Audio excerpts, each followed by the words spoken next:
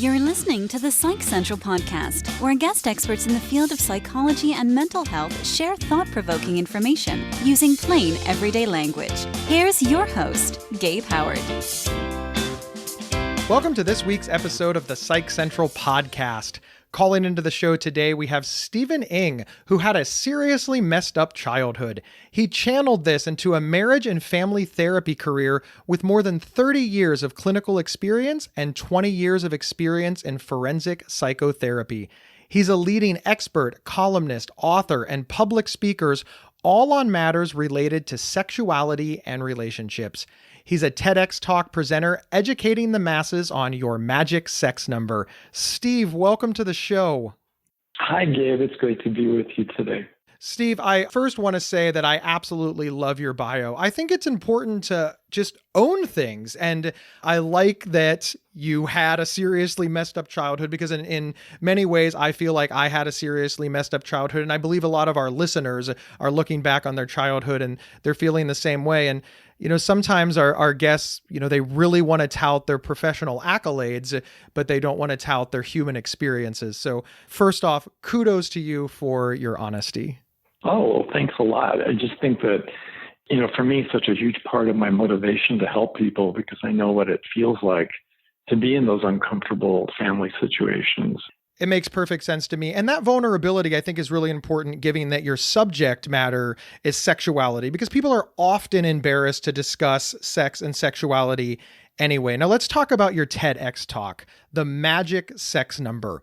What is that all about? Basically, the idea is that we all have specific needs that we're pretty much hardwired to have, and that they aren't subject to moral suasion or to personal appeal, like, for example, the number of hours sleep you need to feel refreshed, and also the number of calories you need per day to feel satiated.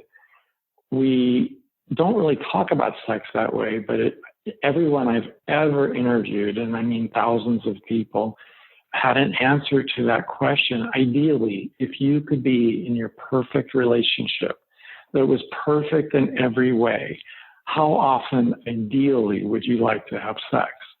And some people respond with a number at one end of the continuum, and other people respond with a very different number. And that represents the range of humanity.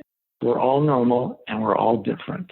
So we just don't talk about this very much. We sort of presume, I think, in an egocentric way that when we fall in love with somebody, they will want us pretty much exactly the way we want them and in the frequency we want them. And that just isn't true because the range from one person to another can be quite serious. When I think about a magic sex number, the first thing that I think is, how am I supposed to figure mine out? Yeah, that is really tricky. And it's actually trickier than I even thought it might be because there's a lot of cultural and moral interference with getting an accurate assessment. If people have an idea that there's a right number and that their number is way too low or way too high, they tend to skew their number to what they think is more acceptable or more normal.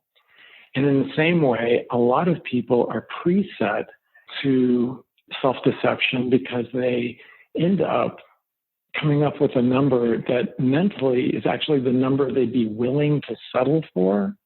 And that's a very different number than the number that they ideally would like to have. So for me, the question is one of sustainability. If we're serious about getting all of our sexual needs met in one monogamous relationship, then we need to make sure that that sexual relationship has at least a fighting chance of being sustainable. And if we don't do that, we really haven't done our due diligence. One of the things that I'm thinking about is, when it comes right down to it, how important is our magic sex number? Because it sort of sounds like you're making sex the end all be all of a successful relationship. Aren't there other things more important, like compatibility and values? So how important is a magic sex number? It's a little bit like arguing, though, which organ is more important, the heart or the kidneys? Because the truth is, we need it all to work together for us to survive and have a happy life. And in the same way, if I have the perfect relationship, perfect in every way, but there is a significant problem that could be something like, my mate decides to engage in compulsive gambling. That alone could destroy an otherwise good relationship.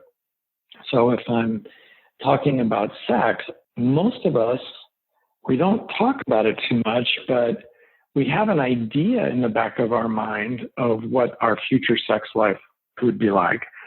But we don't imagine something like what happened to one of my clients when his wife came up to him after 7 years of marriage, and they had 2 children by that time. They were a couple in their 30s, and she announced to him that she would not be having sex with him anymore. And he was shocked and didn't know what to do about this. And for the next 40 years, they did not have sex.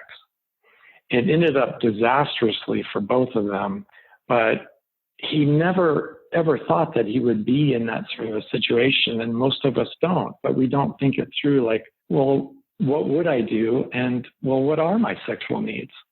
Because if we think about managing our sexuality intelligently, and we have an idea of our magic sex number, you know, for some people, it'll be 3 times a week. For some people, it'll be once a week or less. But whatever that number is, it's what you need to feel comfortable. Otherwise, you're facing a catastrophic marital failure where you end up getting so frustrated that you either have an affair or get a divorce or whatever that is. And we'd all like to avoid that. The first thing that I thought of as you were telling that story is 40 years of no sex. That doesn't seem like a marriage to me. That seems like a friendship. How did they survive 40 years in a sexless marriage?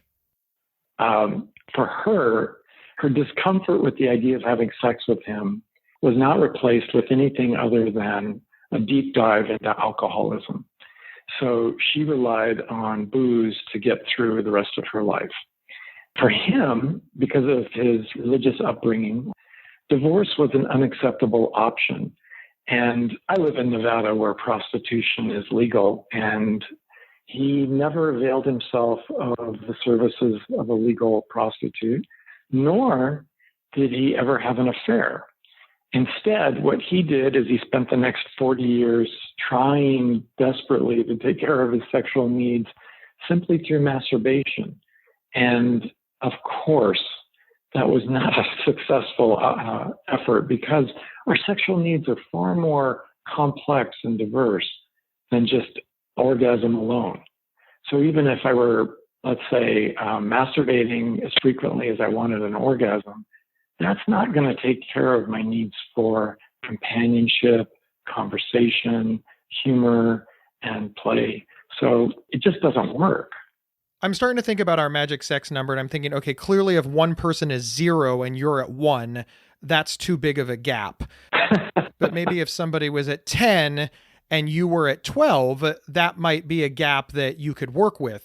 All of this to say, how big of a difference between the numbers becomes significant or becomes a deal breaker. Now, I know in the story that you just told, apparently there was no deal breaker, but myself, and I believe many of our listeners would probably not be willing to stay in a marriage that was sexless for 40 years. And even in that story, it did seem like the outcome was disastrous for both parties involved. So typically a magic sex number wouldn't be a number like 7. It would be a number like, from 6 to 8. And that way there's a little bit of a give and take or a leeway. And what we're talking about, of course, I want to hasten to say this, we're talking about the norm. We're not talking about, if my mate is ill or has gone through a deep tragedy and I need to be there for her emotionally, or she is away on a trip or something like that. We're just talking about the day-to-day typical marital situation. You know, clearly if somebody says 8 and somebody else says 11, there's quite a bit of room to work with that. But I like your example of if one of them says once a week, that's really comfortable for me. And the other one says 0, and I'm looking at a lifetime of sexless marriage, that's really not going to work. But actually 0 is the preferred number for a definite percentage of the population. There are asexual people in our population who quite sincerely want to have companionship and they want to have marriage and all the benefits of the partnership, but they're completely disinterested in sex. And for them, an ideal number of 0 makes perfect sense. At the top end, I have had people who are happily married because they found someone who was just like them, and their number was 4 times per day. Wow. And they shared that number in common. I am stunned. And yeah. is this atypical? I mean, this would have to be atypical. I think what we need to all remember is that human sexuality falls in virtually every aspect on a continuum. I think that's what we're learning more and more about sexual diversity as we, as a culture, get more comfortable talking about sexuality. So the old binary of hetero versus homo, even that, as Kinsey pointed out back in the 50s, occurs on a continuum. Some of us are more or less heterosexual than the person standing next to us. And when it comes to a magic sex number, if our listeners could imagine a bell-shaped curve that includes all of humanity, and at one end, let's say the left-hand side of the curve, there would be the asexual who prefer a number like 0. And then on the far right would be somebody who, like my client, has an extremely and surprisingly high number, and they'll be in that bell-shaped curve, the vast majority of us somewhere in the middle. So once the two numbers have been established and they've sort of figured out where they are, now the partners have to negotiate and they have to discuss sex in a meaningful way. But that's not the easiest thing for couples to do, especially if they feel that they're on opposite ends of the spectrum. Many couples feel that if they don't immediately give the identical answer, there is a sex problem. And whenever there's a sex problem, people tend to shut down and get defensive. Why is it so hard for couples to discuss sex in a meaningful way?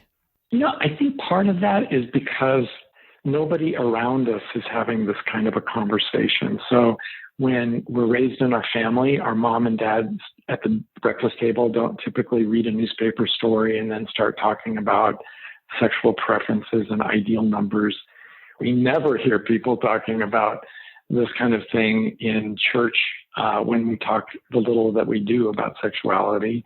And then even in sex ed classes, the focus is mostly on anatomy and physiology, how pregnancy occurs, and how to avoid STIs. And it really isn't presenting sexuality in a human context or relationship. So what I like to do is with my clients, I like to encourage them to think about going on a date and eventually getting to some point in the conversation, and it could be a first date, could be advanced, or it could be something like the 3rd or the 10th date. But eventually, most of us want to ask the other person we're interested in, so what are you looking for in your life? Which leads to talks about being single or getting into a committed relationship. And from there, it's really easy to ask, so what do you visualize your future sex life looking like? I know that may seem intimidating to some people, but if you're seriously thinking about partnering up in a committed long-term relationship and the person you're dating can't talk about sexuality in a safe way, that alone for me would be a deal breaker, because we need to talk about this before we commit. It's like talking about finances before we jump into a business partnership. If my prospective business partner were very shy about talking about money, I think they'd go look for another partner. And when we're talking about magic sex numbers, I think what I would encourage people to do in that fantasy version of a date is to introduce the topic the way I said, and then looking at the uncomfortable expression on the other person's face to say, tell you what, let's each write our number down, and then we can turn our napkins over at the same time and share our numbers with each other. Because you're quite right. A lot of us approach relationships from a position of neediness or loneliness. And so if she asks me what my magic sex number is, I might be very tempted to ask her, well, what's yours? I'm going to try to guess at what it is I think her ideal number is going to be. And instead, just to write down what we honestly think is our true number flip those little cocktail napkins over and then kind of blink at each other because the numbers are going to be close or they're going to be far. These things don't fall into place automatically or without some effort at laying a foundation. So finding out, we all know those stories of people who got married only to find out long after the wedding, that their partner wasn't really of the same sexual orientation they were. And part of that was failing to have the appropriate conversations and making it safe for people to disclose who they really are. And some of that's due to family pressure. Some of it's due to the crazy personal pressure we put on ourselves. Some of it's because of our religious upbringing. But even if we're needy and lonely, we have to admit it's not going to do any of us any favors to get together with someone whose appetite for sex is so much different from our own. We're going to step away and we'll be right back after these messages. Hey folks, Gabe here. I host another podcast for Psych Central. It's called Not Crazy. He hosts Not Crazy with me, Jackie Zimmerman, and it's all about navigating our lives with mental illness and mental health concerns. Listen now at psychcentral.com/notcrazy. Or on your favorite podcast player. This episode is sponsored by BetterHelp.com. Secure, convenient, and affordable online counseling. All counselors are licensed, accredited professionals. Anything you share is confidential. Schedule secure video or phone sessions, plus chat and text with your therapist whenever you feel it's needed. A month of online therapy often costs less than a single traditional face-to-face session. Go to BetterHelp.com/PsychCentral and experience 7 days of free therapy to see if online counseling is right for you. BetterHelp.com/PsychCentral. We're back discussing your magic sex number with marriage and family therapist Stephen Ing. One of the things that always confuses me about our society is that when it comes to marriage, sex is so important that you must only have sex with your marital partner. However, sex is so insignificant and not important that you should not make sex the basis of said marriage. It's kind of weird, right? That's very weird. But this is our system. I think intuitively, Gabe, I think you're right. I think we know that it shouldn't be the basis because that kind of reduces us to just a sexual object alone. But to deny its importance, I think, is really to ignore a major dimension of our experience. So obviously, I'm going to have some spiritual needs and some social needs and some financial and physical needs. But it would be odd if we talked about sexuality as if it were the one dimension of the human experience that had no needs related to it. And because that's just not true of any other part of our lives. When it comes to understanding sexuality and relationships, I am obviously an amateur compared to you being an expert. And that's one of the reasons that I want to pose this question to you. From my point of view, as goes sex, as goes the quality of the marriage. How do you as an expert feel about that statement? I have to agree with it. I've never said that sentence, but I think that the sex life is definitely a barometer, if you will, about the health of the relationship. And that goes deeper than we might think at first blush, because even if two people are having sex daily, and they both agree that that's the right number, but one is very present and the other one is emotionally checked out, that too is part of their sex life, right? So that's a real problem. Because sex itself, Gabe, is a metaphor for how much acceptance, affirmation, approval, and affection I'm going to get in that relationship. In fact, they're so lined up that a lot of people substitute sex for intimacy and for intimate relationships because it so closely mimics those emotional needs that we're trying to get met. But once you've been with a person for years and years, and you can tell that they're just going through the motions and they're not really present with you. Like one of my clients years ago, she said, well, I don't know what he's thinking, but I know it sure as heck isn't about me. And she told me that with sort of an acceptance of her fate.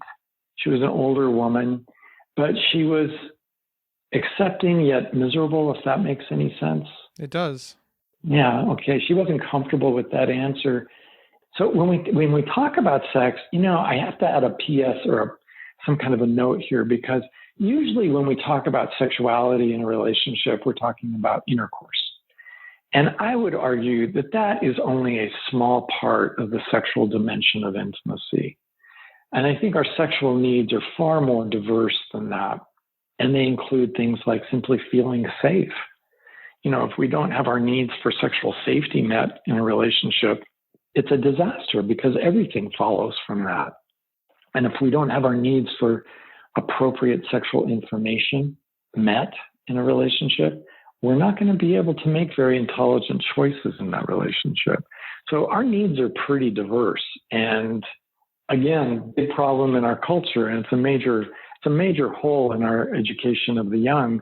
How am I supposed to manage my sexuality intelligently when I have no idea what my sexual needs are? In our culture, we don't really do this.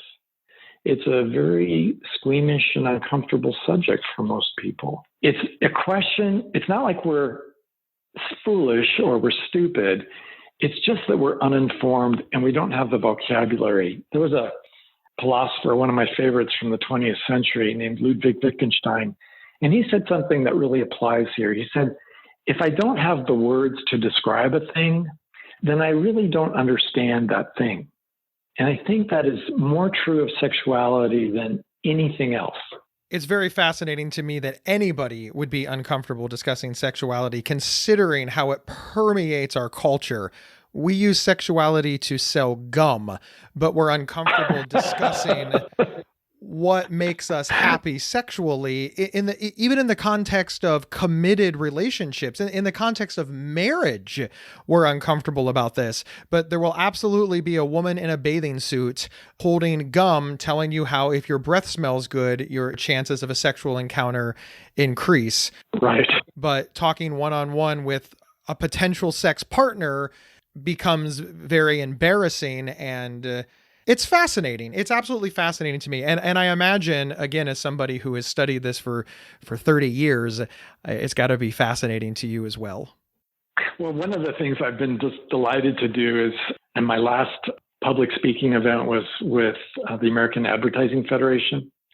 And they were just a great audience and very aware of the phenomenon you were just talking about in terms of selling gum. And as we reviewed advertising's history, you see that advertisements involving sexuality are almost always about titillation. The pretty girl, the arousing moment, the suggestive comment or look. But when you get past titillation, and I think titillation is great, and I'm not against titillation. I think it's an important part of our sexuality. But until we actually cross over to including a conversation on intimacy and what it would take for us to feel safe with each other, I don't think we really understand sexuality. And I think it may be because we're just simply not ready for it culturally.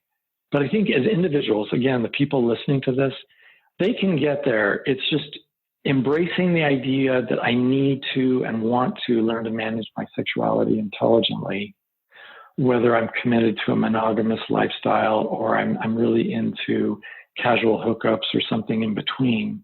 I want to do it intelligently. And then to begin having conversations with intelligent people who are respectful and can listen to you without judging you. I think that's really how we get smarter with each other, is having these kinds of conversations like the one you and I are having, Gabe. Stephen, I really appreciate you talking to me and the audience about this. And I hope that more people will have conversations with their spouses and their partners about the type of sex that makes them happy and get all on the same page. Because I think ultimately sex is great, right? It's something that we biologically crave. It's something that we're all doing. And I feel that can only be enhanced by having these conversations with the people that we're having sex with. Yeah, or the people we're thinking about making lifelong commitments to. And I think it's such an important conversation to have, but to accept that none of us are really very good at it when we get started, and to be patient with yourself and to let yourself take a little time with this, even if it's just sharing a magazine or newspaper article or paragraph with someone and discussing that. So it's not really about you and the here and now, but it's about someone else. Just kind of getting your brain going into working on that, I think, would be enormously profitable for everybody out there who is a sexual being. Oh yeah, that's everybody. Steve, thank you so much for being on the show. Where can audience members find you? What's your website? Super easy if they can spell my last name, I-N-G. It's StephenIng.com. So if they just go to Stephen with a V, StephenIng.com, they will find out more about me than they ever wished they knew. Steve, thank you so much for your candid talk about sex and sexuality. It's necessary and it's needed, and I appreciate having you on the show. And listen up, everybody. I have a personal favor to ask all of you. Wherever you downloaded this podcast, rank us. Use your words and tell people why to tune in. It absolutely helps. Share us on social media. Email us to your friends. And we have a private Facebook group. Just go to psychcentral.com/FB show and sign up. You can suggest topics and get show details before everybody else. And finally, remember, you can get 1 week of free, convenient, affordable, private online counseling anytime, anywhere, simply by visiting betterhelp.com/psychcentral. We'll see everyone next week. You've been listening to the Psych Central podcast. Want your audience to be wowed at your next event? Feature an appearance and live recording of the Psych Central podcast right from your stage. For more details or to book an event, please email us at show@psychcentral.com. Previous episodes can be found at psychcentral.com/show or on your favorite podcast player. Psych Central is the internet's oldest and largest independent mental health website, run by mental health professionals. Overseen by Dr. John Grohol, Psych Central offers trusted resources and quizzes to help answer your questions about mental health, personality, psychotherapy, and more. Please visit us today at psychcentral.com. To learn more about our host, Gabe Howard, please visit his website at gabehoward.com. Thank you for listening, and please share with your friends, family, and followers.